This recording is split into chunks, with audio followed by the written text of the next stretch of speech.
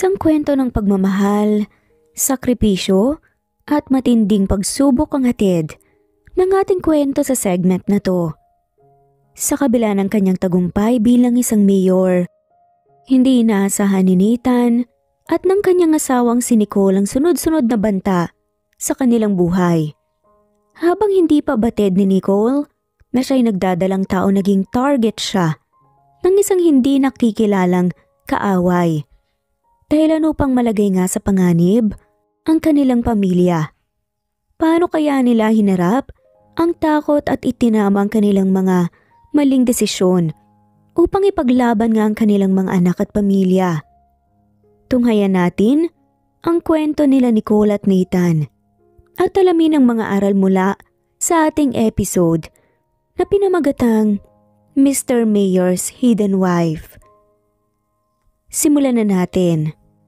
Magandang araw po sa lahat ng mga nakasubaybay sa inyong channel at sa inyo rin po, Miss Kat.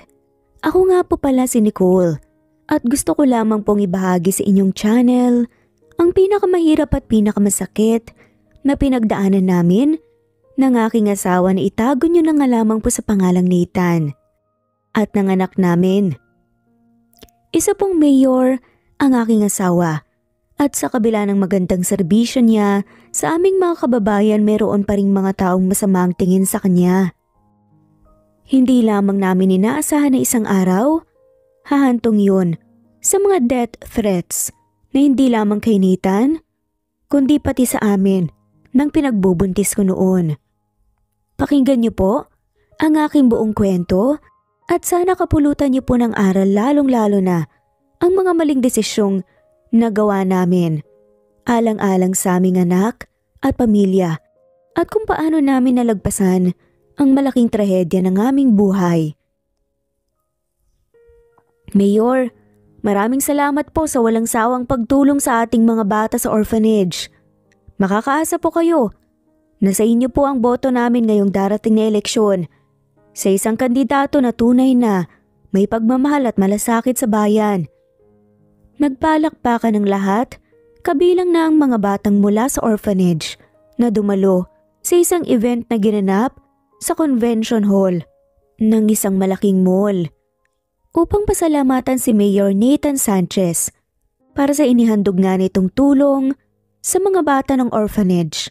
At sa walang sawa, kinuha ni Nathan ang mikropono matapos itong iabot sa kanya. Naglakad naman siya patungo sa entablado at ang lahat ay malawak na napangiti. Matagal nang sumusuporta si Mayor Sanchez, hindi lamang sa mga orphanage, kundi pati sa iba na mga NGOs na tumutulong din sa kanilang mga kapwa Pilipino. Maraming salamat rin po sa inyong walang sawang suporta sa akin. Dahil sa inyo, nagkaroon po ako ng lakas para magpatuloy po sa pagsisilbi sa ating bayan. Nagpapasalamat din po ako sa suportang gusto niyong ibigay sa akin sa nalalapit na eleksyon. Pero higit sa lahat, isa lang naman po ang gabi-gabing hinihiling ko sa Diyos. At alam naman po nating lahat kung ano yun. Ang muli ko pong mahanap, ang aking nawawalang asawa. Sana po patuloy niyo akong tulungan sa paghahanap sa kanya. At samahan niyo rin po ako sa pagdarasal na sana nasa ligtas na po siyang mga kamay ngayon at magkasama ulit kami. Malungkot na napangiti nga ang mga manonood matapos marinig ang sinabi ni Nathan. 4 na taon na nga ang nakalipas nang nasangkot sa isang aksidente ang kanyang asawa na si Nicole Sanchez. Sumabog ang sinasakyan nitong kotse. Ngunit sa kabila ng pangyayari, hindi tinanggap ni Nathan ang pagkamatay ng kanyang asawa dahil walang nakuhang mga labi nito hanggang ngayon. Hanga pa rin ang mga tao sa kanya dahil kahit 4 na taon na nga ang lumipas, hindi pa rin ito tumitigil sa paghahanap sa kanyang mahal na asawa. Matapos magbigay ng speech si Nathan, bumaba rin siya sa entablado at nagsimula na nga ang maliit na salo-salo kasamang mga bata sa orphanage. Mark, magbaba niyo lang ako, babalik agad ako, saad nga ni Nathan. Agad namang tumango ang bodyguard ni Nathan, ngunit hindi ito pumirme sa kanyang pwesto at sumunod na nga rin sa kanya. Hindi mo na ako kailangan samahan. Hindi ako mapapano dito. Umiling lamang si Mark at bahagyang napayuko. Hindi na po ako papayag na may mangyari na namang insidente tulad ng nangyari 4 years ago. Malungkot nang umiti na nga lamang si Nathan sa katinapikang braso ni Mark. Isa kasi ito sa mga gwardyang kasama ng kanyang asawa nung mangyari ang aksidente. Ngunit nang sumabog ang kotse, nasa labas siya dahil may pinabili si Nicole. Pabalik na nga sana siya sa kotse nang mangyari ang pagsabog. Hindi mo kailangan sisihin ang sarili mo doon, Mark. Isa pa, hindi pa patay ang asawa ko. Wala sa kotse ang mga labi niya. Sigurado kung buhay pa rin siya. Kung buhay pa po siya, bakit hindi niya man lang kayo binalikan o kinontak kahit isang beses man lang? Napahinga ng malalim si Nathan.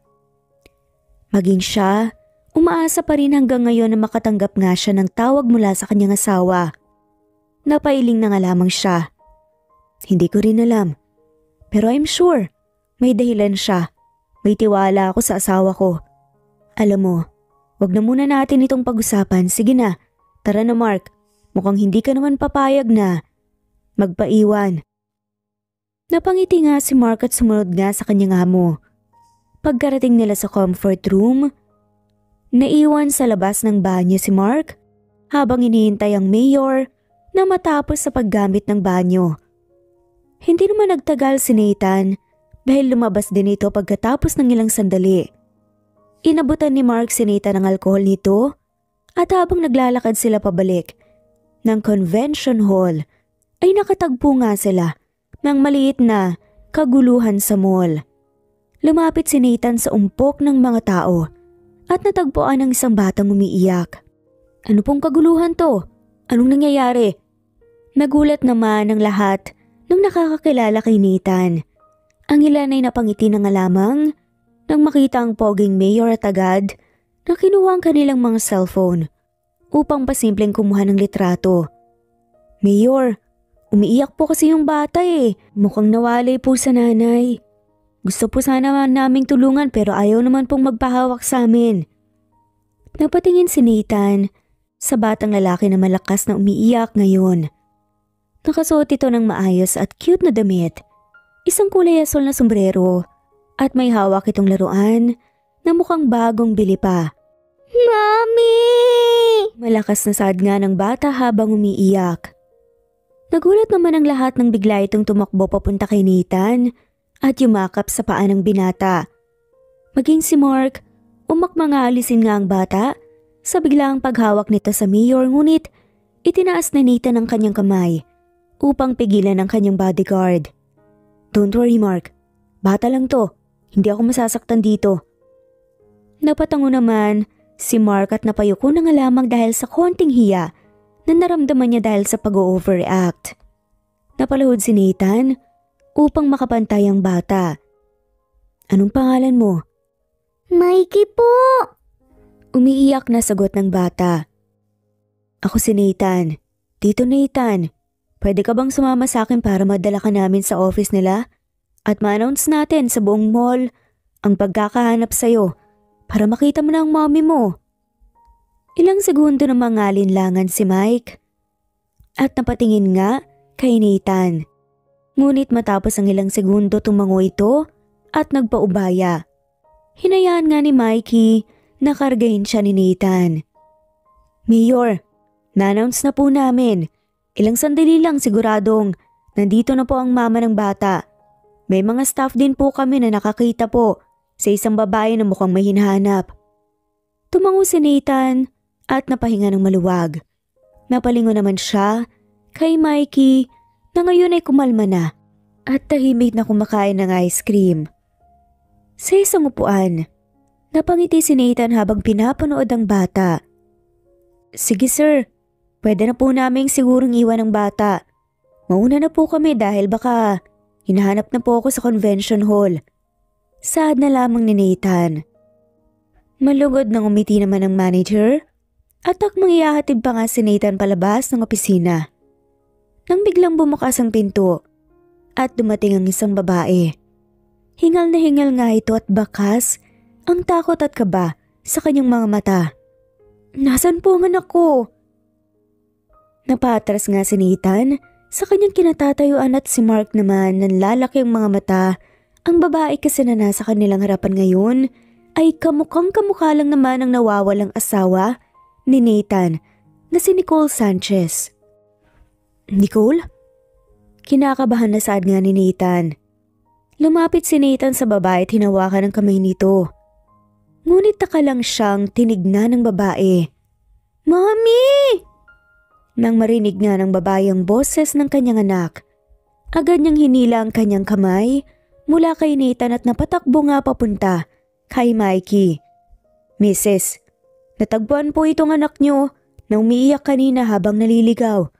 Sa susunod po, huwag niyo pong hahayaang makalayo ang bata. Napakalaki pa naman po nitong mall. Saad nga ng manager, tumawang babae at napayakap na nga lamang sa kanyang anak. Ilang sandali pa ay tumayo ito at lumapit kay Nathan. Maraming salamat po sa inyo, pasensya na rin po sa abala sir. Hindi naman magawang sumagot ni Nathan dahil nakapako lamang ang kanyang tingin sa babae. Bakas din ang pamumuo ng mga luha sa mga mata ng binata. At ang kagustuhan nga nitong hawakan ng babae ngunit nagpipigil lamang siya. Mauna na po kami ng anak ko. Maraming salamat po ulit. Lumabas nga ang babae karga, ang kanyang anak at agad namang napahawak si Nathan sa magkabilang braso ni Mark. Hindi ako nagkakamali ng nakikita, di ba? Kamukha niya si Nicole. Siya si Nicole. Mayor, sandali. Pigil nga ni Mark. Hindi na nga napigilan pa ni Mark si Nathan na sundan ng babae. Nang maabutan sila ni Nathan, nagulat na nga lamang ang babae nang bigla sila nitong yakapin ng mahigpit. Nicole, ikaw yan, di ba? Po, hindi po Nicole ang pangalan ko, ako po si Lisa. Napatras ng isang hakbang si Nathan matapos marinig ang sinabi ni Lisa. Pero kamukha mong nawawala akong asawa, si Nicole Sanchez. Marahang natawa si Lisa at napailing. Pasensya na po, pero hindi po akong nawawala niyong asawa. Galing po akong probinsya. Laking probinsya po ko. Ngayon lamang po ako napadpad dito sa syudad. Kaya nga po medyo ignorante. Lisa Bernardo po ang pangalan ko, sir. Marahang hinawakan nga ni Mark si Nathan sa balikat nito upang pigilan nga ito sa pangungulit kay Lisa. May ilang mga tao rin kasi na napapalingon sa kanilang gawi at baka maging issue pa nga yun. Pasensya na. 4 na taon na kasing hinahanap ang asawa ko. Tapos, kamukhang-kamukha mo pa siya. Pasensya na Lisa. Saad na nga lamang ito at malungkot nang umiti si Lisa at napatango. Okay lang po yun. Sige po, mauna na po kami ng anak ko. Kumaway naman si Mikey kay Nathan habang papalayo sila ng kanyang ina. Nasa po naman ni Nathan ang kanyang ulo at agad siyang inabutan nga ni Mark ng tubig. Nang kumalma na nga ang mayor ay bumalik na nga sila sa convention hall. Sa kabilang banda, tahimik na umiiyak si Nicole sa loob ng taxi habang pilit na kinakalma ang kanyang sarili. Mommy, bakit ka po umiiyak? Tahan na po. Malungkot na saad nga ni Mikey, saka hinaplos ang pisngi ng kanyang ina. Sariwang-sariwa pa rin sa alaala ni Nicole ang itsura ng kanyang asawa. Habang desperado siya nitong hinahabol. Gustong-gusto ni Nicole na yakapin si Nathan at sabihing buhay siya. Ngunit hindi niya magawa dahil sa isang dahilan. Nandito na po tayo, ma'am. Saad ng driver. Tumawa si Nicole at kinarga ang kanyang anak palabas ng taxi. Matapos silang magbayad, pumasok na nga sila sa sementeryo at nagtungo sa isang maliit na puntod. Sinimula ni Mikey na pulutin ng mga tuyong dahon gamit ang kanyang munting mga kamay. Si Nicole naman, sinimulang punasan ng lapida ng kanyang anak habang patuloy na umiiyak. Mommy, wag na po kayong umiyak. Hindi po malulungkot ang twin ko dahil nandito na po tayo. Tumango si Nicole at niyakap si Mikey. Pinunasan naman ng bata ang luha ng kanyang ina gamit ang kanyang panyo. 4 years ago, nang maganap ang aksidente, lumabas si Nicole sa kotse upang pulutin ang isang pilay na pusa. nang biglang sumabog nga ang kotse.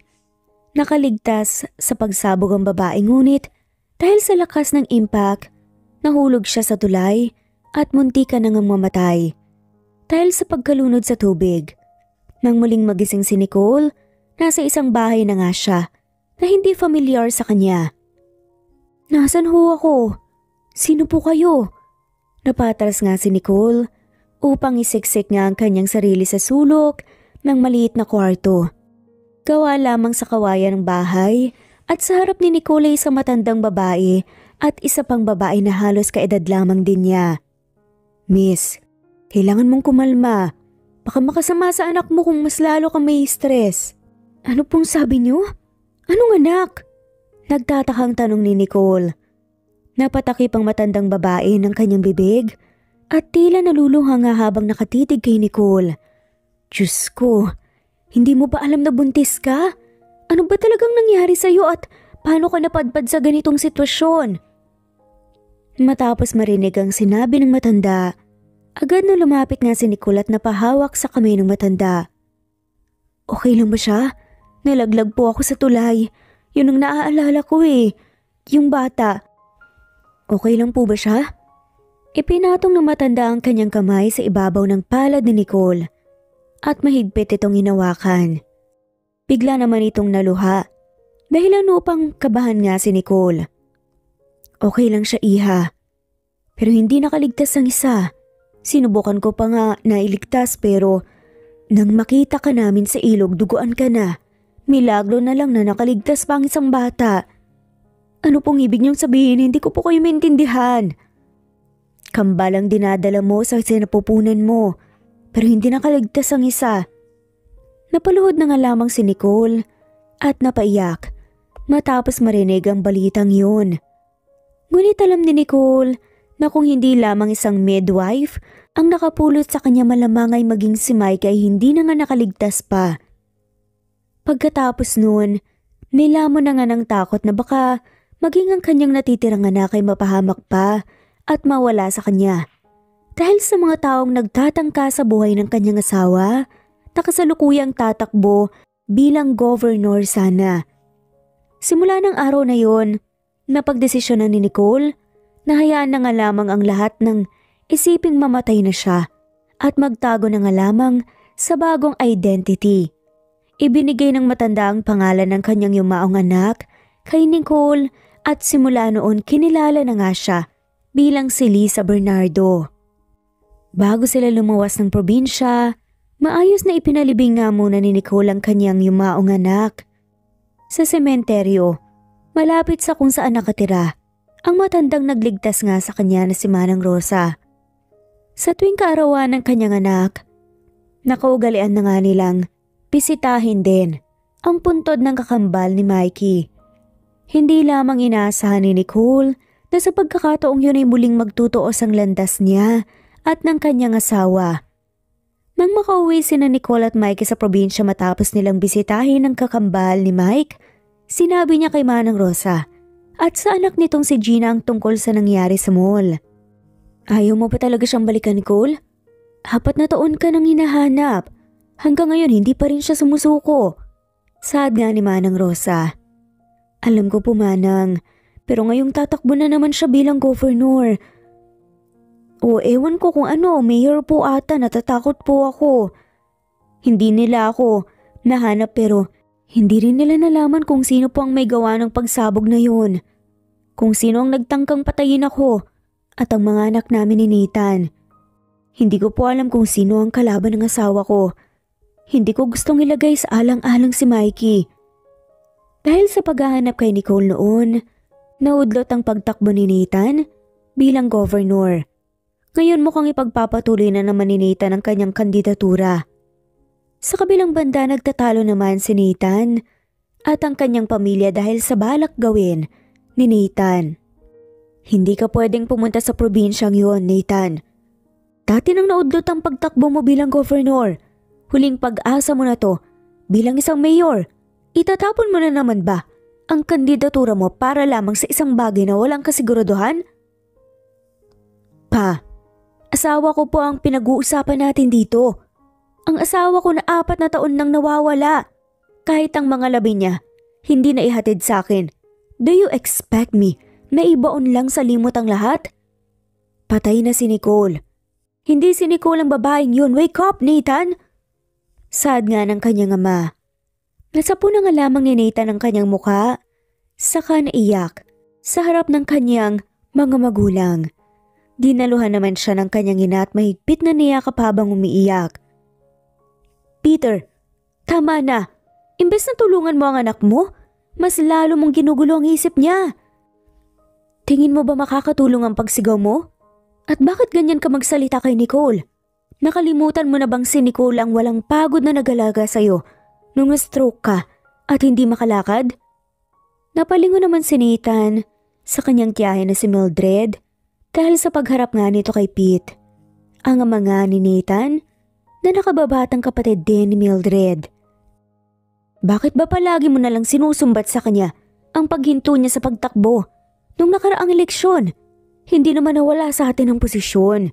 Tumakbo ang asawa ko kapalit ni Nathan at nanalo siya. Atin pa rin ang posisyon, Peter. Nasa pamilya pa rin natin. Stop overreacting. Sad ni Mildred. Tumigil ka sa pangingialam dito, Mildred. Gusto mo bang hayaan ko na lang siya? Nabitawan na naman ang pagkakataon na yun? Hindi na siya magkakaroon pa ulit ng pagkakataon. Over time, maglalaho ang impluensya niya kapag naalis na nga siya sa posisyon niya bilang mayor. Kapag binitawan niya pa ito, mawawalan na ng kumpiyansa sa kanyang mga kaalyado natin at hindi na ulit siya susuportahan pa sa susunod na tatakbo siya.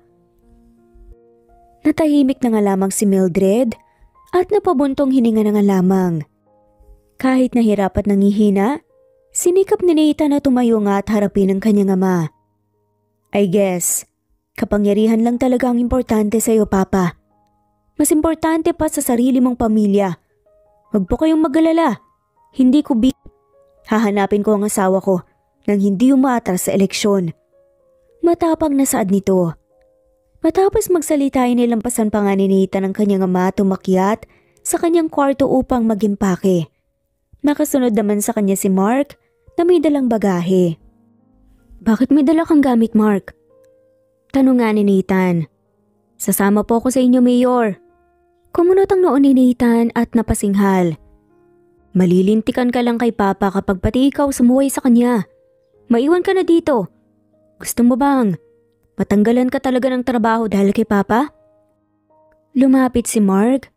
Sakay nilapag nga ang kanyang bag sa tabi ng mga gamit ni Nathan. Desidido pa rin itong sumama sa kabila ng pagbabanta ni Nathan. Dahil doon napailing na nga lamang siya at natawa. Talagang nauna ka pang mag-impake kaysa sa akin ah. Paano mo na lamang aalis ako? Napangiti na nga lamang si Mark at nahihiyang napayuko. Nabasa ko lang po kung ano ang iniisip niyo, kaya naghanda na ako sa pagkakataong to. Muling natawa si Nathan sa kaginulong buhok ni Mark. Pagkatapos nilang mag-impake, dumiretso na nga sila sa pag-alis ng mansyon ng mga Sanchez, dala ang kotse ni Nathan. Kinabukasan nagtungo si Nicole sa ilog upang maglaba ng kanilang mga damit nang mapansin niya ang kaguluhan sa isang parte ng ilog. Ano na naman kaya ang ginagawa ng mga marites dyan?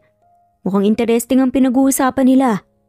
Saad nga ni Gina habang karagarin ang kanilang mga labahin. Hayaan mo na sila, Gina. Maglaba na lang tayo bago pa uminit ang araw. Nagsimula naman sa paglalaba sila Nicole at Gina nang hindi nga pinagtutuunan ng pansin ang kaguluhan ng mga babae. Ngunit ilang sandali pa, naghihiyawan sila.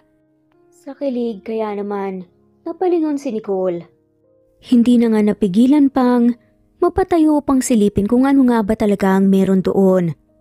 Napawang na nga lamang ang bibig ni Nicole nang makitang dalawang matipunong lalaki na wala pang itaas na damit habang naliligo sa ilog. Anong ginagawa ng dalawang yan dito? Tanong ni Nicole. Napatakip na nga lamang si Nicole ng kanyang bibig habang nakatitig kina Nathan at Mark. Para silang mga lalaking model sa kalendaryo. Nakulang na lamang ay hubaran na nga ng mga babaeng nanunood sa kanila. Ang pogi-pogi nyo naman. Daan kayo sa bahay namin mamaya, pakakainin ko kayo ng cookies, masarap ang cookies ko. Nabigla naman si Nicole sa sinabi ng isang babae dahilan upang mabitawan niya ang stainless steel ng palangganang hawak niya. At umalingaw-ngaw nga ang ingay nito sa ilog dahil doon napalingon ang lahat sa kanya. Sorry. Saad na nga lamang ni Nicole. Taranta namang pinulot ni Nicole ang kanyang palanggana. Kaya nagmamadaling lumakad pabalik sa pwesto nila ni Gina. Lisa, sandali! Sigaw nga ni Nathan. Nagkatingin na naman sina Gina at Nicole nang makilala rin ni Gina ang lalaking humahabol kay Nicole ngayon. Nanlaki ang mga mata niya at agad na napatitig nga na nga lamang sa kanyang mga labahin. Sir Mayor? Kayo po pala. Ano pong ginagawa niyo dito? Tanong ni Nicole. Napangiti si Nathan sa kahinawi nga ang kanyang buhok gamit ang kanyang mga daliri. Napaiwas naman ang tingin si Nicole at napalunok ng laway. Naghahanap kami ng lupa at naisipan kong isama itong bodyguard ko na si Mark. Gusto ko kasing magtayo ng rest house sa lugar na to. Taga dito ka rin pala, Lisa? Pilit namang ngumiti si Nicole sa kanyang asawa.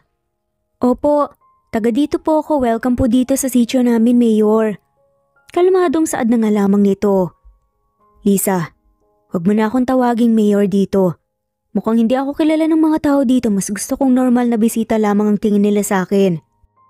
Napalingon naman si Nicole kay Mark na tahimik lamang na nakatayo sa likod ni Nathan. Liblib na lugar na po kasi ito. Sir. Minsan nga po kahit signal nawawala po dito eh. Kaya hindi po laging nakakanood ng telebisyon ng mga tao. Hindi po laging updated sa mga balita. Kwento nga ni Nicole. Ganun ba? Pero ikaw mukhang updated ka ba sa balita? Dahil kilala mo ako. Hindi ko naman sinabing Mayor ako pero mukhang alam mo. Nagtatakang saad na nga lamang ni Mayor. Pilit na natawa na nga lamang si Nicole at napakamot sa kanyang ulo. Bakit mo naman kilala kung hindi pala kayo palaging nakakanood ng balita dito? Napalingon naman si Nicole kay Gina. Upang humingi ng backup, ngunit napaiwas lamang ito ng tingin sa kanyang mukha at mukhang takot na takot nga din. Crush ko po kasi kayo. Opo, yun po ang dahilan. Napakuyom na nga lamang si Nicole sa kanyang kamay, saka napahinga ng malalim. Si Nathan naman ay marahang natawa nga at napailing. Sabi mo nung isang araw, first time mo sa syudad? Doon sa lugar kung saan ako namumuno? Paano mo ako naging crush? Nung isang araw ko lang po kayo naging crush, bago po ako umuwi. Inistalk ko po kasi kayo sa social media. Kaya ganun po. Napatango na nga lamang si Nathan at napangiti. Napahinga ng malalim si Nicole dahil mukhang wala nang itatanong pa ang kanyang asawa. That's unexpected pero salamat Lisa. O paano mauna na kami nitong si Mark? Na-enjoy kasi namin ang tubig dito dahil napakalinis. Sige po, enjoy po. Ingat po sa mga mata ng mga marites ha. Baka ubaran po kayo. Natawa na nga lamang si Nathan sa sinabi ni Nicole, saka kumaway nga paalis.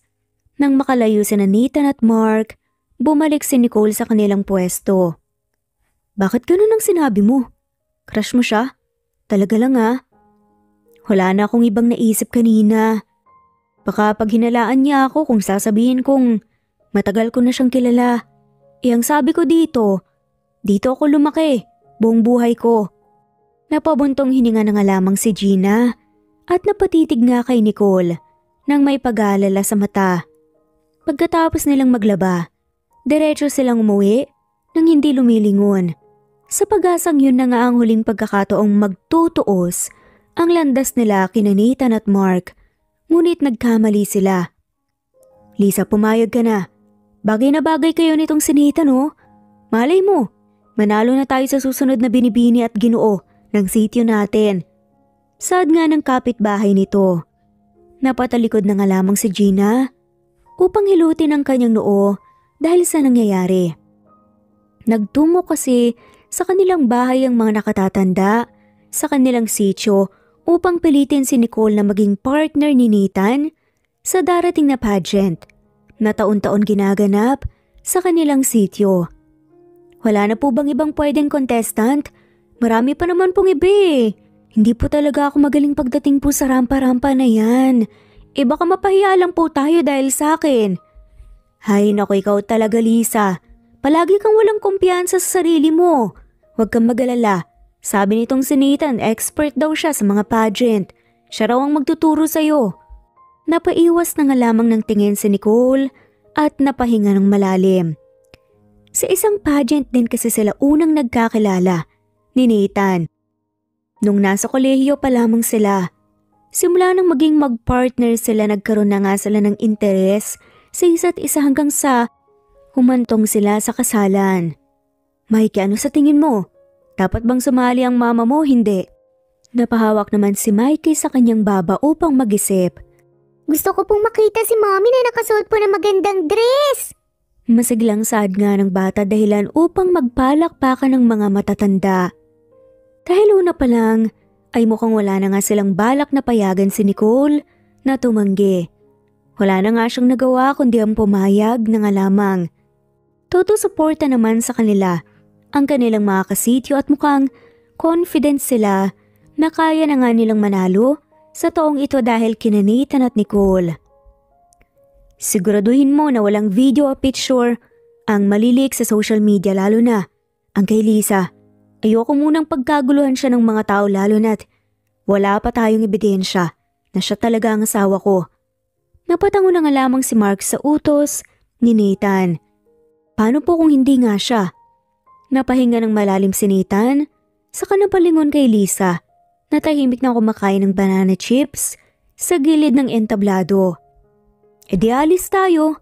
At least kung yun man ang totoo, mapapanatag na ako at hindi na ako aasa pa na siya talaga si Nicole. Pagkatapos ng mag-usap ni Nathan at Mark, bumalik na nga si Nathan sa entablado at lumapit kay Nicole. Mukhang napaaga tayo ng punta. Pero sabi nila 2:00 daw ng hapon ng practice, bakit kaya wala pa yung mga ibang contestant? Nagtatakang saad nga ni Nathan. Ganun talaga ang mga karatig sityo. Sinasadya nilang magpahuli para lang magpasikat at magmukhang importante. Matagal nang hindi magkasundo ang nakatatanda sa sityo namin. At sa ibang mga sityo, ewan ko nga kung bakit ba sila parang mga bata na nagpapagalingan eh. Natawa na nga lamang si Nathan, saka naupo sa tabi ni Nicole. Bahagya namang kinabahan si Nicole, ngunit sinikap nga niyang kalmahin ang kanyang sarili upang hindi mapaghalataan ng kanyang asawa. Banana chips, gusto mo sir? Gawa ito ni nanay. Kumuha naman si Nathan ng banana chips, saka kumain kasabay si Nicole. Ang ganda dito sa lugar niyo, tahimik, simple ang buhay. May konting gulo pero hindi naman ganoon kalala. Ang babait din ng mga tao dito. Tataba nga ata kami ni Mark dito dahil sa dami ng mga pagkaing dinadala nila sa tinitirhan namin. Ganun po talaga ang mga tao dito sir. Lahat kami dito magkakakilala. Kapag may problema ang isang pamilya, nagtutulungan kaming lahat.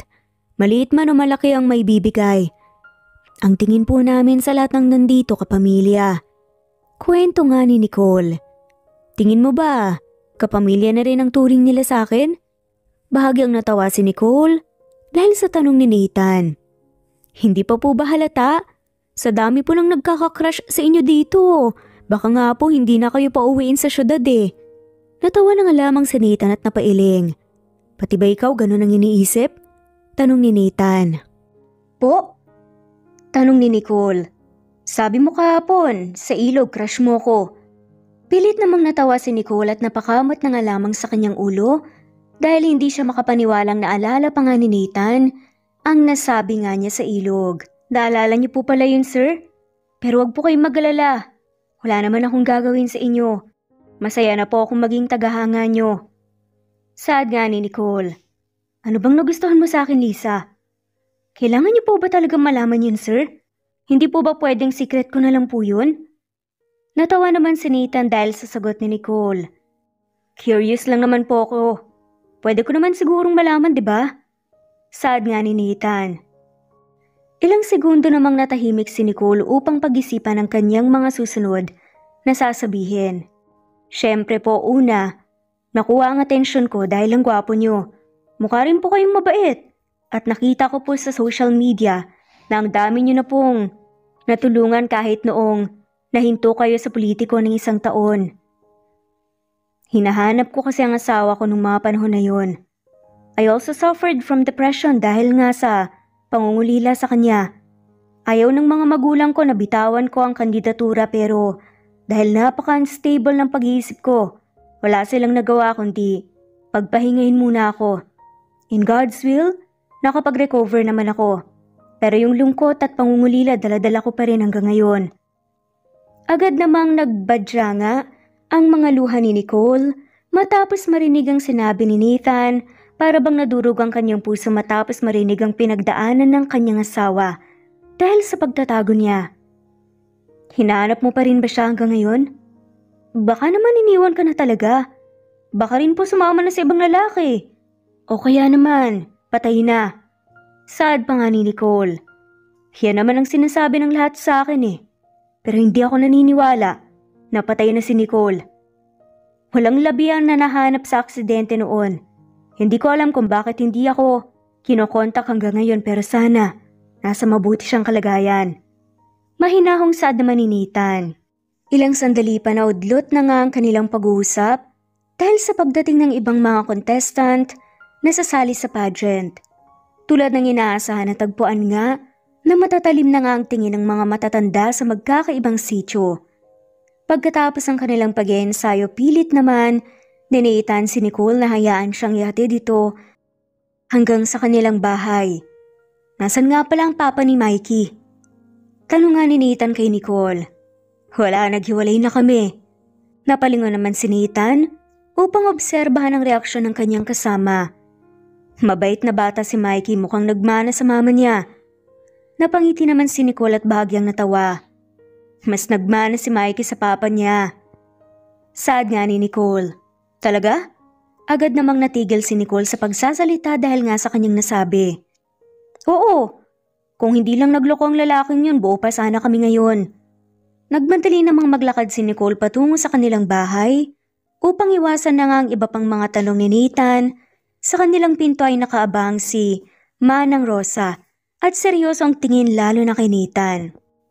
Magandang gabi po Manang Rosa. Hinatid ko lang po sila isa. Sa kabila ng pagbati ni Nathan, hindi naman siya sinagot ni Manang Rosa at tinignan na nga lamang siya nito. Ano ang intensyon mo sa anak ko? Seryosong tanong niya. Ma, pagpipigil naman ni Nicole. Napahawak naman si Nicole sa braso ni Manang Rosa. Dahil sa biglang tanong nito, nilalapitan mo lang ba siya? Dahil kamukha siya ng asawa mong nawawala? Nabigla naman si Nathan at hindi kaagad nakasagot kay Manang Rosa. Hindi po sa ganun. Nabanggit sa akin ni Liza na napagkamalan mo raw siyang asawa mo. Nag-aalala naman ako para sa anak ko. Sana hindi mo siyang gawing panakipbutas sa pangungulila mo sa nawawalang asawa mo. Sad pa ni Manang Rose. Matama na po. Sita nga ni Nicole. Hindi naman nakinig si Manang Rosa kay Nicole at hindi pa nga rin pumasok sa kanilang bahay. Hindi po ganun ang intensyon ko kay Lisa. Manang Rosa, sige po mauna na ho ako. Umalis naman si Nathan at iniwan na nga lamang ang dalawa na nakatayo sa labas ng kanilang bahay. Nang makauwi nga ang binata, nakatatak pa rin sa kanyang isip ang sinabi ni Manang Rosa. May bago ka bang nalaman tungkol sa background ni Lisa? Agad namang lumapit si Mark kay Nathan upang dalhin nga ang mga papeles na pinadala nga sa kanila ng kanilang private investigator. Mukhang normal po ang lahat, Mayor. Nag-aral siya sa isang malapit na paaralan. Hindi po nakatapos ng kolehiyo dahil pinili pong magtrabaho ng maaga. Pagkatapos nun, wala na pong nahanap ang investigator tungkol sa kanya. Maliban sa pagbalik nila dito ng pamilya niya at buntis na po siya noon. Saad ni Mark.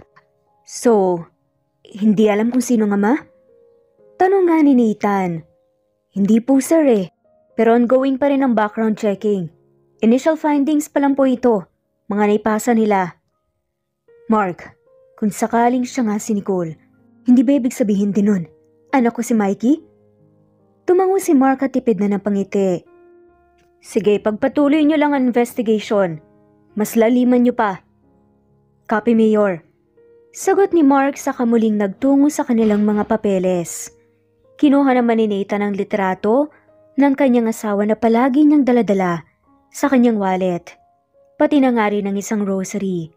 Sa mga pagkakataong yun umaasa na nga lamang si Nathan na panatilihing ligtas ang kanyang asawa kung nasaan man ito at bigyang linaw ang kanyang mga paghihinala tungkol sa tunay na katauhan ni Lisa.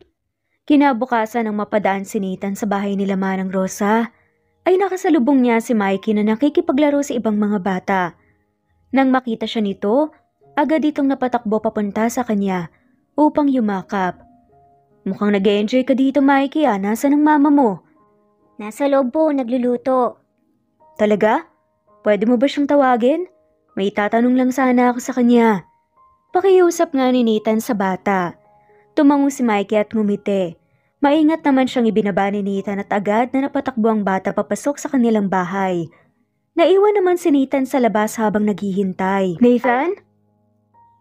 Tawag nga ni Feliz. Napalingon si Nathan sa tumawag nga sa kanyang pangalan at nanlaki ang kanyang mga mata nang makita ang kanyang tita Mildred at ina na si Feliz. Ma, tita, ano pong ginagawa niyo rito? Tanong ni Nathan. Pasensya na, anak ko. Hindi na ako mapakali dahil sa pag-aalala sa'yo. Hindi ka rin naman makontak dito sa lugar na to, kaya pumunta na ako dito kasama ang tita mo. Saad ng ina nito na si Feliz. Si Papa, ano pong sabi niya? Nagkatinginan nga sina Feliz at Mildred. Napabuntong hininga ang tiya ni Nathan bago nagsalita. Tumakas lang kami. Hindi alam ng papa mo na nandito kami. Ang sabi namin magbabakasyon lang kami sa Siquijor. Napabuntong hininga naman si Nathan sa kanapalingon sa kanyang ina. Ma naman, siguradong mag-aaway na naman po kayo ni Papa kapag nalaman niyang nandito kayo. Don't worry, Nathan. Hindi ko hahayaang mangyari yun. Napupuno na rin ako sa Papa mo na sobrang obsessed sa eleksyon. Tito Nathan! Sabay-sabay na napalingon nga ang lahat sa gawi parating na nga si Mikey. Kasunod naman niya ang kanyang ina na may hawak pang sandok at agad na napatigil nang makita nga ang ina at tiya ni Nathan. Oh my God! Hindi makapaniwalang saad ni Mildred sa kanapatakip ng kanyang bibig. Nicole? Saad nga ni Feliz.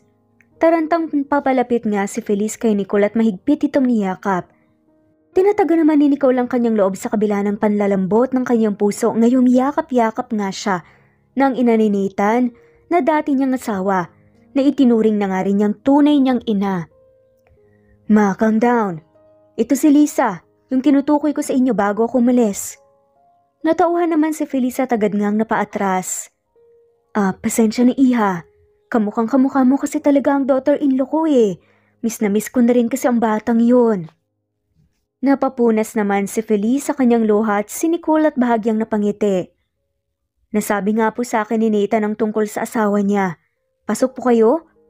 Napahinga ng malalim si Nicole. Sa kapalihim na pinunasan ng kanyang luha habang nakasunod naman sa kanya. Sina Nathan pati na nga rin ang ina at tiya nito. Kasalukuyang wala si Manang Rosa at Gina dahil nabili nga sila sa palengke. Habang hinahanda ng mainom na tubig ang mga bisita, hindi naman mapakali si Nicole dahil sa hindi maalis-alis na tingin nga ni Feliz kay Mikey. Dito na rin po ba kayo maninirahan kasama si Nathan? Pangusisa nga ni Nicole. Hindi, napadaan lang kami dito. Dahil itong si Feliz nag-aalala kay Nathan bukas uuwi rin kami at dediretso sa Siquijor. Dahil yun ang ipinagpaalam namin sa kapatid ko. Napangiti si Nicole, sakay nabot nga ang mga banana chips na gawa nila. Kumain naman sila at mukhang na-enjoy rin naman ang pagkain. Matapos ang pakikipagkwentuhan nila kay Nicole, nagpaalam na nga rin silang babalik sa tinitirhan nila Nathan. Bakit mo naman pinapasok dito, Nicole? Paano kung makakita sila ng kung ano na makakapagpakilala sa tunay mong katauhan? Tanong nga ni Manang Rosa. Manang, wag po kayong mag-alala. Wala naman pong masamang nangyari saka yung mga kasama po ni Nathan kanina sobrang bait po nila sa akin noon. Lalo na po si Mama. Napabuntong hininga na nga lamang si Manang Rosa matapos marinig ang paliwanag ni Nicole. Nag-aalala lang naman ako sa iyo, Nicole. Hindi biro ang napagdaanan mo bago ka namin natagpuan. Muntikan ka nang mawala. At hanggang ngayon hindi mo pa rin alam kung sinong nagtangka ng buhay mo. Kaya mag-iingat ka. Kasi baka saksakin ka pa talikod. Sad nga ni Manang Rosa. Manang naman, nag-overreact na po kayo. Hindi po mangyayari yan. Saka mag-iingat na po ako, ang galing-galing ko nga pong mag-acting Sad pa nga ni Nicole. Natawa na nga lamang si Gina habang nilalambing ni Nicole si Manang Rosa. Naku, ewan ko sa'yo, mabuti pa iripak mo na yung mga saging. Opo, boss ma'am. Nagtungo nga si Nicole sa mesa upang simulang mag-repack ng mga saging nang bigla na nga lamang niyang napansin ang isang wallet na naiwan na inuupuan nga ni Feliz kanina. Manang, isasauli ko lang po to, naiwan ni Mama. Sad ni Nicole. Bahala ka, basta mag-iit ka. Bumalik ka agad. Huwag mong takasan yung inutos ko sa'yo. Natawa na nga lamang si Nicole at napailing bago umalis. At magtungo sa tinitirhan nila, Nathan. Tatawagin niya na nga sana ang kanyang asawa ngunit napansin niyang nagmamadali si Mildred na magtungo sa likod ng bahay. Nagkaroon naman ng masamang kutob si Nicole. Kaya naman wala sa sarili nga niyang sinundan ang kanyang tiyahin na si Mildred. Hanggang sa makaabot sila sa isang liblib na lugar. May kausap na nga itong lalaki na sa unang tingin pa lamang ay nakakapanghinala na. Yung pinapagawa ko sa'yo, siguraduhin mong magiging pulido na ngayon. Pumalpak ka na noon. Kapag nakaligtas ulit sa'yo si Nicole, ikaw na ang susunod na ipaliligpit ko. Napalunok naman ng laway ang lalaki habang si Nicole agad na patakip ng kanyang bibig at nagtago sa likod ng isang malaking bato. Ma'am, hindi naman po tayo sigurado kung siya talaga ang asawa ni Mayor. Sa mukhang hindi naman po talaga tatakbo si Mayor bilang governor dahil sa paghahanap niya sa asawa niya. Napakunot noo si Mildred. Sinusubukan mo pa akong pangaralan? Gawin mo na lang kung ano ang pinapagawa ko sa iyo dahil dalawa tayong malalagot kapag nalaman nilang ako ang napapatay kay Nicole noon. Naintindihan mo ba? Masungit na saad nga ni Mildred. Opo ma'am, kahit nang asawa ko na ang tumakbong governor at nanalo, mukhang bibig pa rin ng taong bayan. Si Nathan. Puro Nathan. Ano bang meron sa batang yun?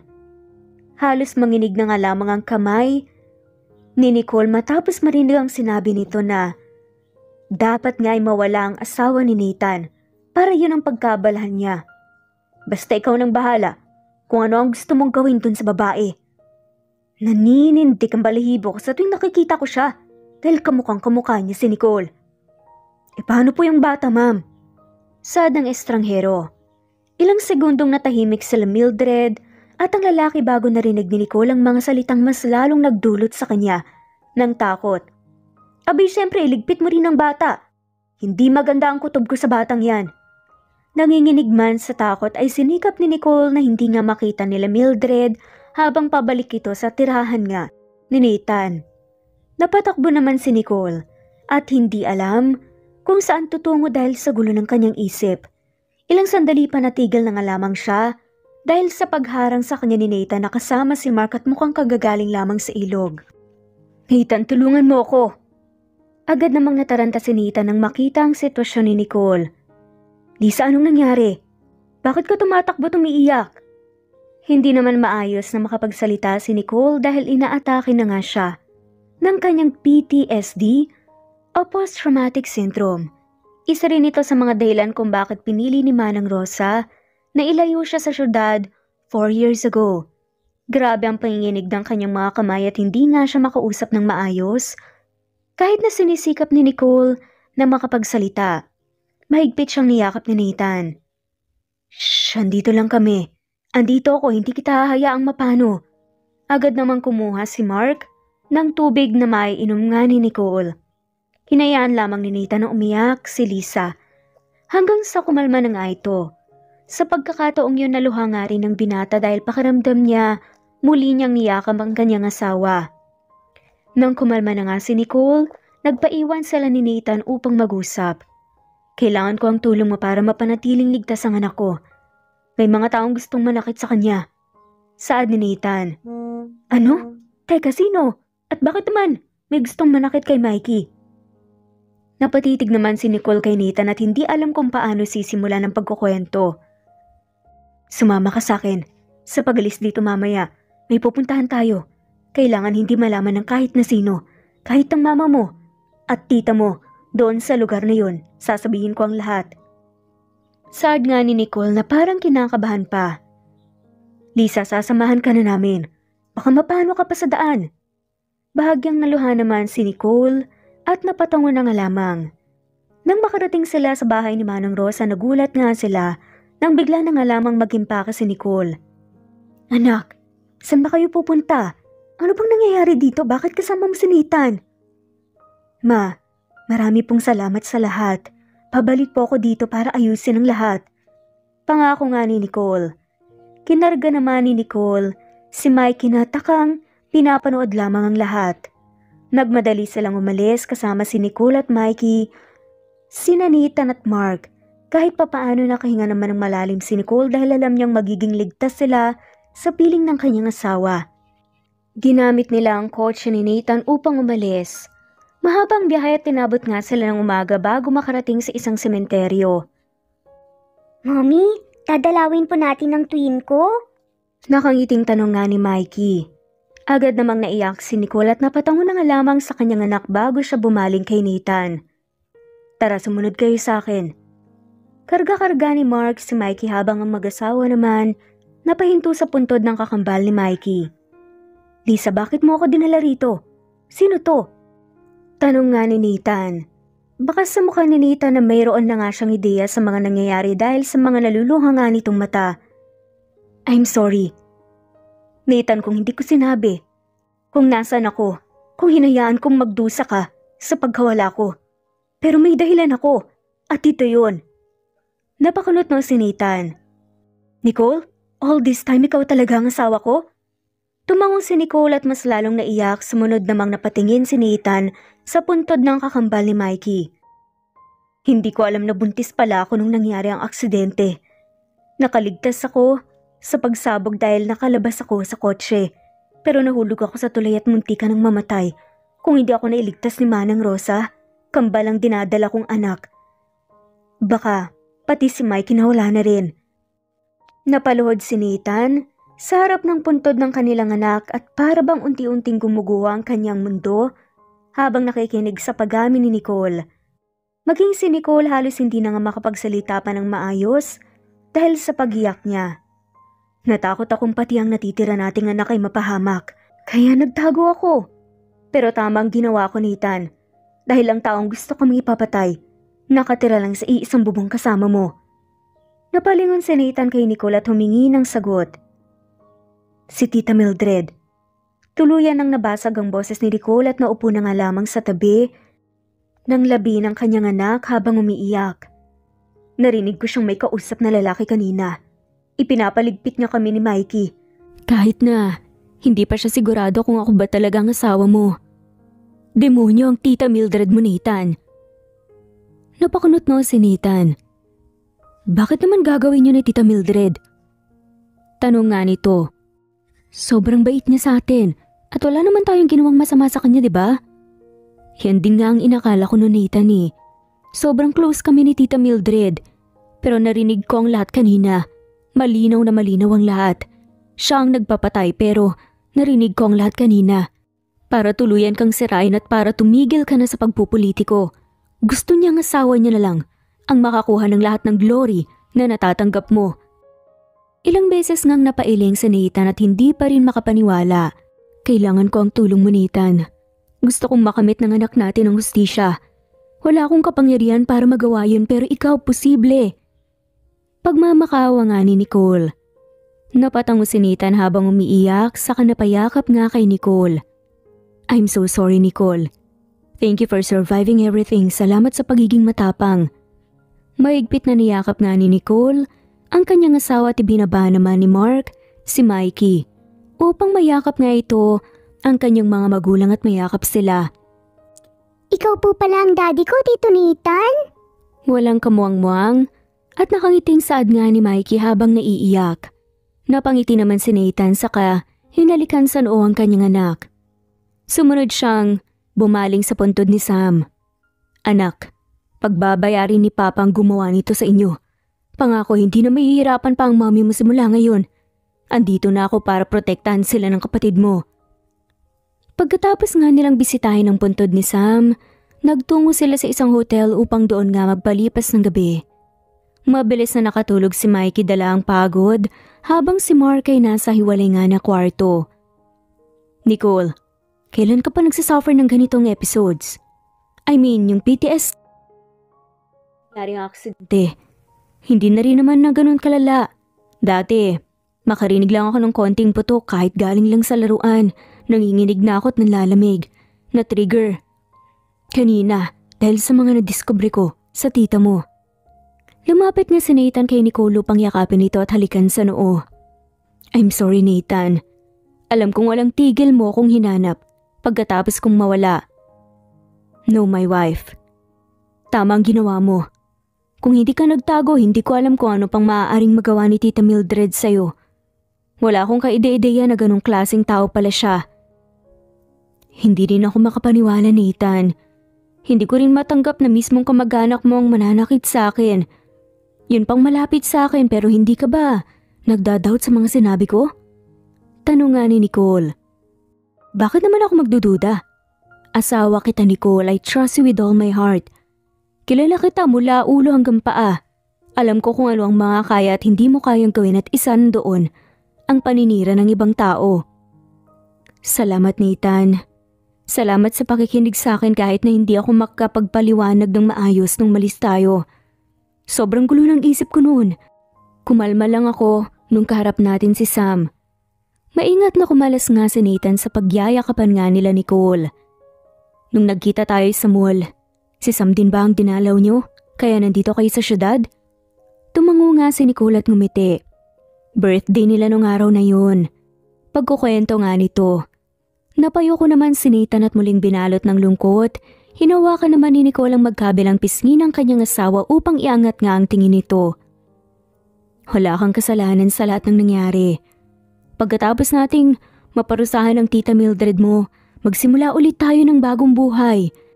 Ipagpatuloy mo ang pagtakbo mo bilang governor at susuporta kami ni Mikey sa'yo. Napangiti naman si Nathan sa kamuling niyakap si Nicole. Ginugol nga nila Nathan at Nicole ang kanilang oras kasama ang kanilang anak bago sila tuluyang sumabak nga sa tunay na labanan. Agad na ginamit ni Nathan ang lahat ng koneksyon at kapangyarihan niya upang matugis ang kanyang Tita Mildred. Nakatakas pa nga si Mildred dahil natunugan nga ito. Alam nilang totoo dahil sa biglang pagalis kasama si Nicole at Mikey. Una namang nahuli ang tauhang napagutusan ni Mildred ngunit tumamin din ito dahil sa bigat ng kanyang konsensya. Dahil doon, nang mahuli nga si Mildred na paalis na nga sana sa bansa agad nga siyang dineretsyo sa kulungan. Pagkatapos ng maareglo ang lahat, umuwi na nga ang mag-asawa sa mansyon ng mga Sanchez kasama ang kanilang anak. Doon ipinaliwanag nila ang lahat ng nangyari kay Nicole 4 years ago at labis itong dumurog sa puso ng mga magulang ni Nathan. Nathan, pwede ba kitang makausap? Nagkatinginan naman sina Nicole at Nathan nilang sandali pa ang umiti si Nicole at kusang lumabas sa kanilang kwarto upang bigyan nga ng privacy ang mag-ama. I'm sorry for everything. Sad nga nito. Pa, iwan na po natin ang lahat sa nakaraan. Mahirap naman po kung parati tayong magkakagalit. Tumango si Pete, saka tinapik nga ang braso ng kanyang anak. Nagkamali ako ng tingin sa'yo anak. Naging selfish ako at hindi ko na naisaalang-alang pa ang feeling niyo ng mama mo. Ibang-iba ka sa akin pero mas mabuti kang ama at asawa ni Ethan. Salamat po pa. Ginagawa ko lang po ang sa tingin kong tama para sa pamilya ko. Pasensya na rin po kung marami po akong sinuway na utos niyo. Natawa na nga lamang si Peter at napailing. Alam mo, dahil sa walang tigil mong paghahanap kay Nicole, nalaman natin ang tunay na nangyari noon.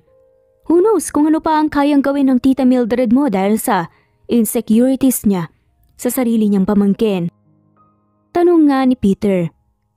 Pa, kamusta na po si Tito Fidel? Hindi ko na po siya makontak simula kagabi. Napabuntong hininga si Peter matapos mabanggit ang asawa ni Mildred. Apparently, base sa mga investigations, inosente siya sa lahat ng nangyari pero mukhang balak niyang bumaba sa kanyang pwesto at huminto sa politika. Sabi niya sa akin he's planning to focus sa kanilang sugarcane business pero sa ngayon, ididistansya raw muna niya ang sarili niya sa lahat. Tulad mo, hindi niya rin naman gusto basta-basta na lang iwan si Tita Mildred mo. Tingin ko naman ay mas ikabubuti niya yung paglayo muna, lalo na't marami pang kung ano-anong mga salitang natatanggap niya mula sa taong bayan. Sana naman maging okay lang si Tito Fidel. Sad nga ni Nathan. Huwag mo na silang problemahin, anak. Magiging okay ang lagay ng Tito Fidel mo. Parte pa rin siya ng pamilya. Tatawagan rin tayo ng tito mo kapag nakahinga-hinga siya. Hindi natin siya pababayaan. Napalingon naman si Peter sa kanyang apo na si Mikey habang abala ito sa pagkukulay nga ng kanyang coloring book. Mukhang komportable si Mikey sa bago niyang kwarto ah. Napangiti naman si Nathan at napalingon din sa kanyang anak. Masaya po ako na naging maayos na ang lahat. Ang dami nilang pinagdaanan ni Nicole. Tinapik ni Peter ang braso ng kanyang anak. Huwag na huwag kang tutulad sa akin, anak. Mahalin mo ang asawa at anak mo tulad ng ginagawa mo ngayon. Huwag kang mapapagod sa kanila, okay? At sila dapat ang priority mo. Tumango si Nathan at napayakap na nga lamang sa kanyang ama. Paano? Kumain muna tayo sa baba, anak. Napangiti nga si Nathan at agad namang sumunod sa kanyang ama habang karga-karga si Mikey. Sa kanilang hapagkainan ay nakaabang na nga sina Feliz at Nicole kasama nila Manang Rosa, Gina at Mark. Pinalilibutan nila ang hapagkainang punong-puno ng pagkain. Matapos maupo ang lahat, nanguna naman si Feliz sa pagdarasal. Maraming salamat po, Panginoon, sa lahat ng biyayang ibigay niyo. Maraming salamat po dahil hatid niyo po kami sa aming tahanan. Pati na rin po sila Nicole at Mikey. Gabayan niyo rin sana si Sam, pati na rin ang kapamilya naming si Mildred. Naway, tulungan niyo po siyang magbago. Pagsisihan ng mga nagawang kasalanan, lalong-lalo na kay Nathan at sa kanyang pamilya. Bless our food, our family, and our friends. Pagdarasal nga ni Feliz. O sige, kainan na! Masiglang saad naman ni Peter. Inalalaya naman ni Nathan ang kanyang magina sa pagkuha ng pagkain, lalong-lalo na nga si Mikey habang kumakain, panay ang pagkukwentuhan ng lahat at pagtatawanan. Bagay na matagal nang hindi naranasan ng pamilya Sanchez sa kanilang hapagkainan simula nang mangyari ang trahedya kay Nicole 4 years ago. Nang matapos kumain ng lahat, nagtungo sila sa kanilang mga grupo. Ang mga babae sumama kay Feliz sa garden at doon ipinagpatuloy ang tinatawag nilang girl talk. Habang umiinom ng tsaa ang mga lalaki naman, nagtungo sa billiards room ng mansyon. Si Mikey naman dumiretso sa kanyang kwarto kasama ang kanyang ina dahil inaantok daw ito. Nang makapasok nga si Nathan sa kwarto ng kanyang anak, naabutan nga niya si Nicole, na tahimik na pinapanood si Mikey. Hindi naman maiwasan ni Nathan na mapangiti. Alam mo, noon pa man, nagkaroon na talaga ako ng vision na magiging ina ka ng mga anak ko. Kaya pinangako ko sa sarili ko na wala akong ibang pakakasalan na babae kundi ikaw lang. Pero hindi ko inasahan na ganito pala kasarap panoorin sa personal. Napalingon naman si Nicole sa kanyang asawa at napailing. Bakit nandito ka? Baka mamaya hanapin ka na naman ni Papa. Tanong si Nathan, ngunit lumapit na nga lamang siya kay Nicole upang mayakap ito. Mas gusto ko dito kasama ka. Sus, ng bola na naman. Alam mo, proud na proud ako sa sarili ko. Alam mo kung bakit? Kasi nakilala kita.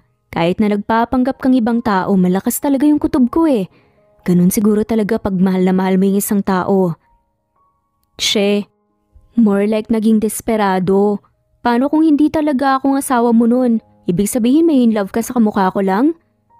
Natawa na nga lamang si Nathan at napataas na nga lamang ng kanyang kamay. Alam niyang kailangan nga niyang pag-isipan ng maayos ang kanyang sagot dahil paniguradong malilintikan siya sa kanyang asawa. Nagkaroon na ako ng instinct na sundan ka. Dahil ikaw yun. Yun din tinitibok ng puso ko. Kaya magibangan niyo ka pa, my heart will always tell me otherwise. Hindi nagsisinungaling to. Itinuro naman ni Nathan ang kanyang pulsa dahilan upang matawa lamang si Nicole. Politician ka nga talaga ano? Ang galing mong mambola eh. Nagsabi lang ng totoo ng bola ka agad. Mahigpit na niyakap ni Nathan si Nicole at akmang hahalikan ito nang mapansin nilang gising na pala si Mikey at nanunood sa kanila habang may matamis na ngiti sa labi nito. I love you, Mommy, Daddy! Nakangiting saad ng bata. Napangiti naman ang mag-asawa at tinabihan ang kanilang anak sa kama nito. I love you, anak. Huwag kang lumaki ng mabilis, babawi pa kami nila lolo at lola mo sa'yo. Saad nga ni Nathan. I love you, Mikey. Niyakap naman ni Nicole ang kanyang mag-ama at nagpatuloy sila sa pagkukulitan. Tila ba ang lahat ng dilim na bumabalot sa kanilang buhay noon ay tuluyan ng napalitan ng liwanag at pag-asa. Ngayong muli ng kasama ni Nathan ang kanyang mag-ina at nabigyan na rin ng hustisya si Sam na paniguradong nagbabantay sa kanilang pamilya mula sa itaas. Nagpatuloy si Nathan sa pagtakbo bilang gobernador at sa suporta ng kaniyang pamilya. Sa wakas ay nakaupo rin si Nathan sa posisyong matagal nang hinahangad ng taong bayan para sa kanya. Nagpatuloy si Nathan sa pagsisilbi sa bansa at mamamayan kasam ang kaniyang asawa. May ilang mga charity programs na pinamunuan din ni Nicole at naging malaking parte na ng kanilang buhay ang paglilingkod sa kapwa. Lumaki rin si Mikey bilang isang mabuting bata. Sa gabay ng kaniyang mga magulang at pamilya, nakapagtapos si Mikey ng kursong political science at nagpatuloy sa law school. Pangarap ni Mikey na magamit ang kaniyang pinag-aralan upang matulungan ang mga naapi, tulad na lamang ng pagtulong ng kaniyang mga magulang sa mga nangangailangan. Mommy, Daddy, kinakabahan po ko. Paano po kung hindi po ako makapasa? Napangiti ang mag-asawang Nicole at Nathan matapos sabihin ni Mikey ang gumugulo sa kaniyang isip. Kasalukuyan kasi silang nasa kwarto ng binata ngayon upang tingnan ang resulta ng bar exam na kinuha ni Mikey. Niyakap ni Nicole ang kaniyang anak sa kamarahang hinaplos ang likod nito. Sigurado naman akong papasa ka, anak. Hindi ka kinulang sa aral at mas lalong hindi ka kinulang sa pagdarasal. Pero kahit na anumang maging resulta, hindi pa naman doon nagtatapos ang journey mo. Andito kami lagi ng daddy mo, pati sila lolo at lola mo. Saad nga ni Nicole sa anak. Tama ang mami mo, anak. Don't think too much about it. Come on, buksan mo na ang laptop mo nang makita na natin ang hotel. Napangiti naman si Mikey sa kanatawa. Napahinga siya ng malalim bago niya binuksan ang kaniyang laptop. Agad siyang dumiretso sa link ng bar examination results at hinanap ang kaniyang pangalan. Sanchez, ayun! Sanchez Michael!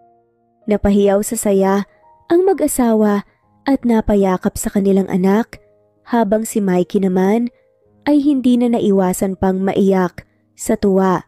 Abogado ng anak namin! Proud na sigaw nga ni Nathan sa kanilang bintana dahil upang matawa nga sina Nicole at Mikey. Congratulations anak, lahat ng pagod mo, ng puyat mo, everything was worth it.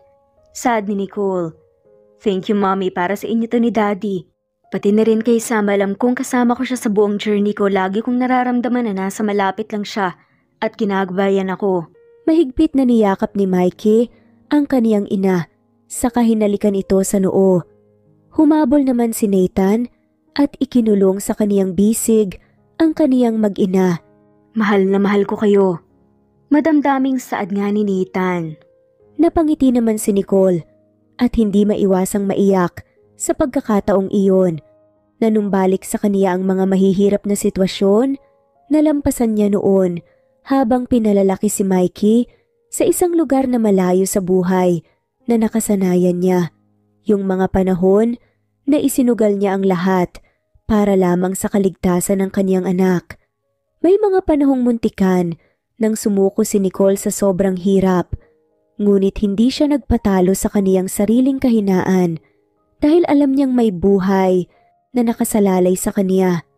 At kasabay noon, hindi rin sumuko si Nathan na hanapin ang kaniyang asawa kahit na walang kasiguraduhan kung ano ang nangyari dito. Kahit na marami na ang nagsasabing dapat na siyang sumuko, hindi nakinig si Nathan hanggang sa sinagot ng Diyos ang kaniyang mga hiling. Tunay nga na kung ano ang para sa iyo ay darating pa rin sa iyo. Tulad na lamang ng pagmamahalan nila, Nathan at Nicole. Anumang pagsubok ang sumubok na ipaglayo sila sa isa't isa, binalot man sila ng takot, desperasyon at sakit. Pinagtagpo pa rin sila sa huli at muling nagkasama. Hanggang ngayon, sina Sam at Mikey pa rin ang pinakaimportanteng kayamanan na mayroon si Nicole sa mundo. Ngunit si Nathan naman ang pinaka-source ni Nicole ng lakas para magpatuloy sa buhay. Ngayong nakapagtapos na si Mikey, alam ng mag-asawa na paparating na sila sa bagong yugto ng kanilang buhay kung saan magkakaasawa rin si Mikey at mabibigyan sila ng mga cute na apo. Gayunpaman, handa sina Nicole at Nathan na harapin ang mga pagsubok na kalakip nito dahil para sa kanila ang pinakamalakas na puwersa ay ang pagmamahal ng isang pamilya na kaya tayong itulak upang maabot at malampasan ang kahit na ano. At dito na nga po nagtatapos ang kwentong pagmamahalan ni Nathan at Nicole. Maraming salamat po sa lahat ng mawalang sawang sumusubaybay at shoutout po sa mga sumusunod. Not Green Fox, Carmelita Mendoza, Marilyn Babula, Berry, Liliano Bebe, Presbyteros Rose, Medel Talon, Jane, Lani Pardillo, Marlene Kayanan, Leonisa Azotes, D. Marie Ramos, Araceli, Lilio Saria, Miras Channel, Raquel Epe, Gina Trutor, Jane, Hartley, Sunshine Sotalbo, Maricel Cabigon, Merlin Baroza, Gina Marayo, Merlin Rodel Obejero, Hans, Cecilia Comoda, Taha ni Vlog, Merlin, Kuya Atok, Maria Merly Brogada, Marilu Cabantac, Filipina, Eileen, Mercedita San Jose, Lovina Galang, Lilian, Teresita de Jesus, Monina Aviles, Yula Pedrona, Romana Gorospe, Rosemary Vasquez, Marley Lazaraga, Leonisa Azotes, Jocelyn Tancinco, Estelita Mahia, Ding Lege, Marisa de los Reyes Arroyo, Leia Paul Vinar, Steve the Music, Rain, Presbyteros Rose, Ostonalito, Alexa Ani, Matea Estrera Agustina, Onaba Kogin, Jessica Vargas, Celine, Merlilin, Baroza, Annie Hoson, Elimana Lili, Mercy Villantes, Elia Evangelista Anderson, Eli Bitasolo of Italy, Ann Mariano, Fredelisa de Guzman, Carmencita Falcon, Merlin Bravo, Cecilia Ramos, Evangeline Zamora, Edralina Gatchoan, Marites Nitura, Agustina Niceto, Marian, Ann Aliflor, Lily Roda Barcial, Alma Ebdao, Minda Tandok, Flores, Melinda Sano, Thelma Mora, Juliet Panlilio, Edna, LV, Delia, Fenavares, Sally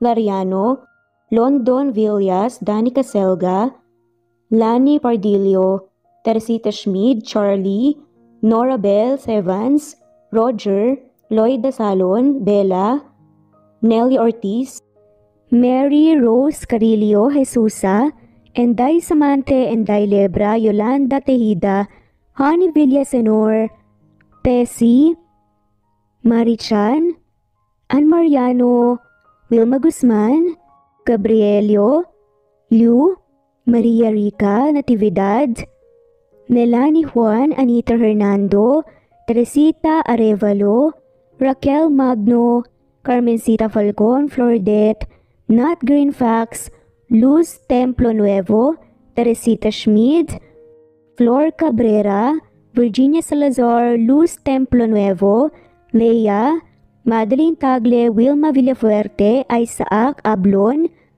Menchita de Belen, Federico, Mercy Edrosolo, Fe, Adamson Machas, Quinciano Ebas, Eli Ramirez Elizabeth Gilas, Harem Ruhi, Julius Edna Romero, Charlie Angelina Samia Emma Gadiano, Rosemary Vasquez, Lisa Lisa, Estelita Mahia, Elvi Candontol, Corazon Danke of University of Eastern Philippines University, Teresita, Neil Bacolor, Evangeline Zamora, Charlie Jane Clemente, Susan Upaga, Susan Rodrigo, Fred Deliza de Guzman, Juby Hernandez, Helen Murillo, Edarlina Fahil, Rosie, Juliet Kaday, Kuya Atok, Betty Losnong,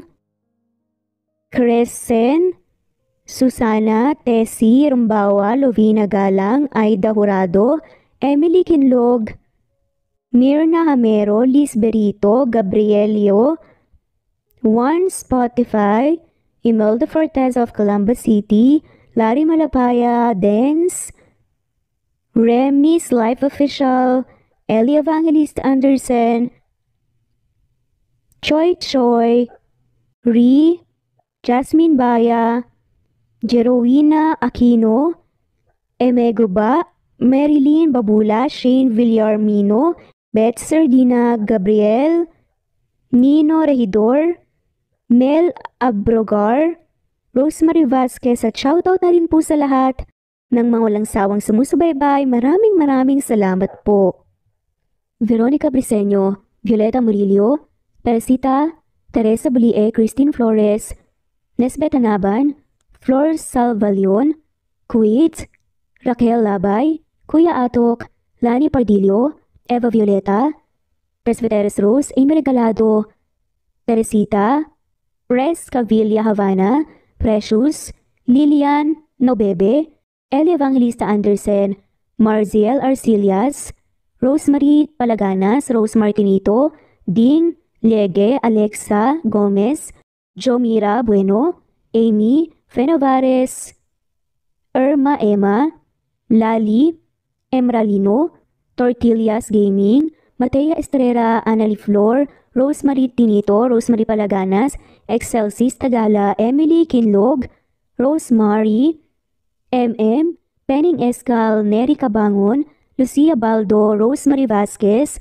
Londono Villas, Faye, Rosemary, Angelo, Vicky Adlaon, Mercy Villantes, Rezeline Unday, Allen, Ace, Nino Regidor, Jeyo Cadtec, Escapades, Matilda, Irma Valerio, Agustina Aniceto, Cecilia Alvior, Naitan Canada, Lily Roda Barcial, Eli Ramirez, Doris Day Pangan, Lynn Lee of Macau, Reyes, Rebecca Tezuka, Noel Macero, Rizalina Credo, Mitchie Karch, Romel Carion, Juliet Panlilio, Lynn, Merlilyn Zenny Marion, Wenoni Anya Lucas from Bacolod City, Merlina Aparata, Annalyn Nantes, Flordette, Lorena Utod, Faye, Anita Hernando, Roach Ann Rodriguez, at shoutout na rin po sa lahat ng mga walang sawang sumusubaybay. Maraming salamat po.